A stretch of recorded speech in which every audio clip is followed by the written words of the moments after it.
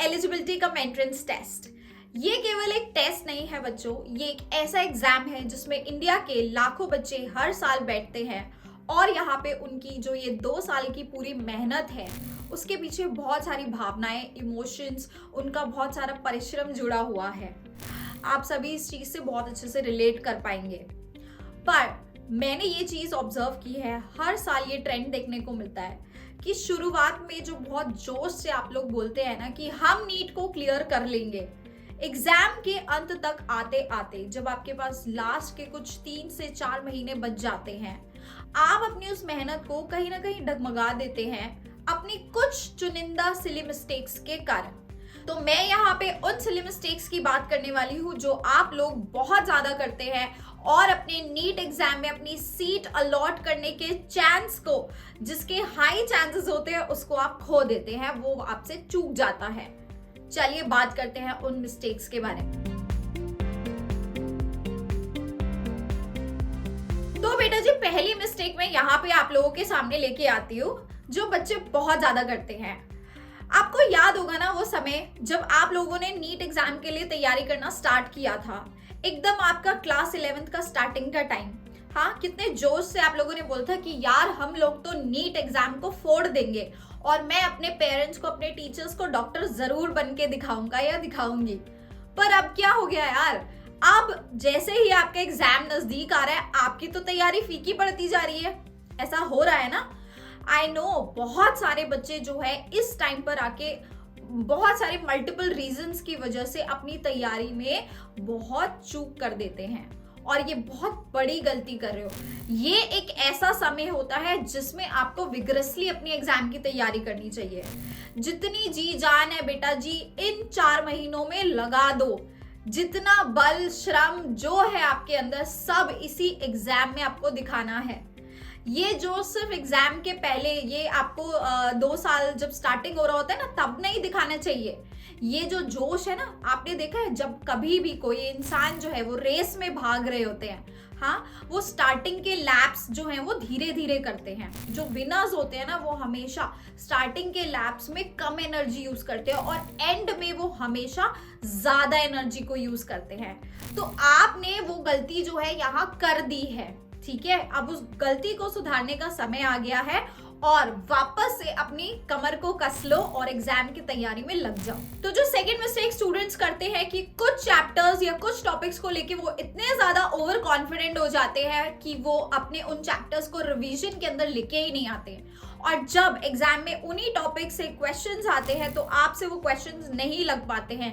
Reason, क्योंकि आपने वो टॉपिक्स को रिवाइज नहीं किया था। आपने वो दिसंबर में कर लिया, नवंबर में कर लिया, लेकिन अब जब ये 3-4 महीने हैं जिस समय आपको उनको दोबारा से रिवाइज करना चाहिए था। देखो बेटा, रिवीजन जो है वो एंड मोमेंट तक चलती है। आपको लास्ट का जो महीना होता है वो पूरा का पूरा रिवीजन के लिए यूज करना चाहिए।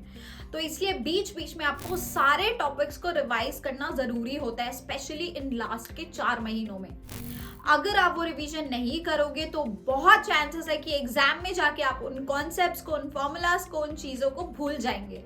तो इसीलिए ओवर कॉन्फिडेंस को अवॉइड करें कुछ टॉपिक्स और चैप्टर्स को लेके और अपनी रिवीजन की एक प्रॉपर स्ट्रैटेजी बनाते हुए आप हर एक टॉपिक, हर एक चैप्टर जो आपने पढ़ लिया है उसको अच्छे से रिवाइज करके आप जाएंगे। तीसरी गलती जो यहाँ मैं आप लोगों के सामने लेके आती हूँ कि आप लोग मॉक टेस्ट तो करके ही नहीं गए।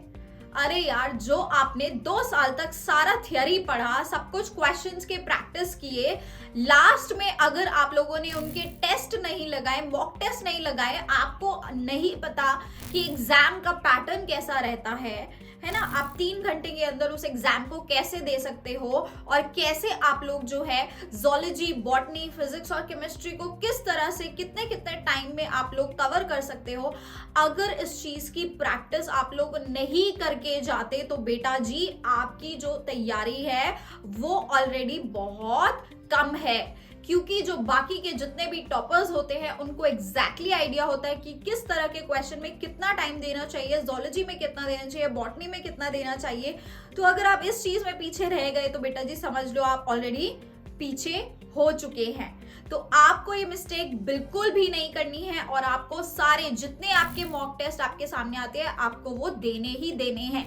चाहे आपकी तैयारी हो या ना हो। चौथी चीज जो आपके सामने यहाँ ला रही हूँ, बेटा जी मैं जानती हूँ कि लास्ट के जो टाइम होता है, इस समय आपके टीचर्स, आपके पियर्स, आपके पेरेंट्स, आपके फ्रेंड्स, आपके रिश्तेदार सब आपके ऊपर मिल के प्रेशर बना रहे होते हैं।